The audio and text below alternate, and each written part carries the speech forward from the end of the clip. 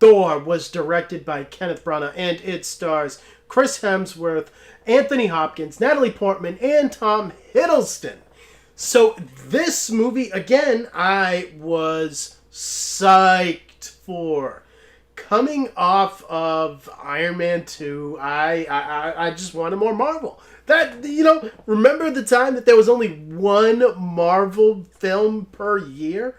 That was 2010. Only one. And I wanted more. That's exactly, they had their hooks on me.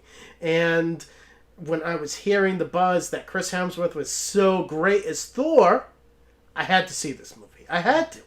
And I was there opening day for this. Kenneth Branagh, on paper, seems like a great director for this film. He can take very hard material and adapt it for the screen in the way that can really please the masses. And that, on paper, seems like something that is a real good idea. He could be a good choice. And Thor here in Chris Hemsworth, I mean, I don't feel like you could ask for a better Thor or an actor that is more game for this character. Chris Hemsworth just really embodies this character, and this whole diet and regiment and, devoting his body to being this character and working out, it is his life now, and I really commend him for that. I will say that he is not as cocky as the Thor that I was thinking of in my own mind. But when I put that to the side, I am always with him in this movie. And that is because he is so damn charismatic. He is the loud, boisterous, just, he still is overconfident, and he needs to be brought down a peg. There are a lot of actors in this movie that, to me, don't really portray gods. I'm thinking of Anthony Hopkins as Odin, but I will say that Chris Hemsworth, yeah, I can see that, and I believe that because he does, and he portrays that confidence here. And I even go with his exile to Earth through Odin, how he gets accused of being vain and greedy. And I even go with the more rom-com elements of this film. And I just want to say that I really shouldn't like this. I hate Twilight. And I hate Divergent. And all of those more teen-focused experiences in film that came out around this time. And I will say that all of Thor on Earth feels a lot like that to me. A lot. But it is the charisma of Chris Hemsworth that goes so far that I just really love seeing him humbled. And in a way, I like seeing him find his love with Natalie Portman as Jane. And, I feel like Natalie Portman, she got a raw deal with this movie. She is only here to, literally just be in awe of Chris Hemsworth's character. I don't feel like she does that much, And I feel like she could have played it a little bit more convincingly. I feel like at times I can definitely tell she does not want to be here. But I will say that it is tolerable to me. Kat Dennings definitely feels like she wants to be here a lot more.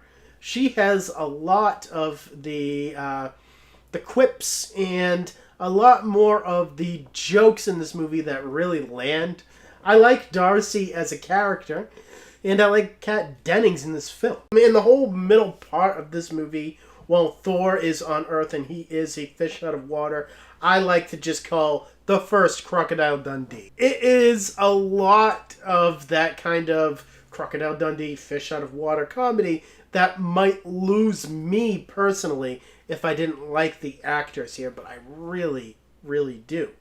Unfortunately, I feel like Branagh, he didn't bring enough to this film for me. And I feel like that's where it kind of falls apart. And I feel it the most in Tom Hiddleston's character of Loki. I am very confused about what Loki's motivations are in this film. At some points in time, you feel like what he wants is the throne, but then when he gets the throne, he is kind of shocked that he has it, or at least he comes across that way.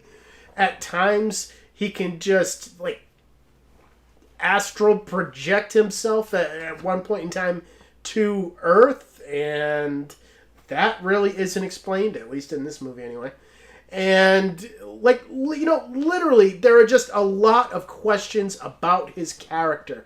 And you are meant to kind of sympathize with him, but unfortunately, it just comes across as phony baloney, kind of wishy-washy, because he just isn't that much of a menacing villain here, and you literally, you cannot figure out what this guy wants. And it's a big problem for me in this movie. But in the end, I get over it. I do like Hiddleston in this film, but unfortunately, it's just his character feels unmotivated. His character just feels like it just shifts with what the movie wants him to do whenever the movie wants him to do it. But the action here is great. When Thor needs to throw down, Thor throws down. And Chris Hemsworth, again, like I've said, he is game and he brings his A game here. And for that, I am going to give Thor an 8 out of 10. I feel like it is a very good Marvel film that introduced a lot of different elements and some things that were leading to Avengers that just came across more organic in this particular film. So, coming up next on the channel, I do have to get into Iron Man 3. That is the next film that I have to review chronologically of all of the films that are coming out on August 13th, along with Endgame, all of the Iron Man films, and the first 2 Thor films will be coming out, and I will be reviewing those also.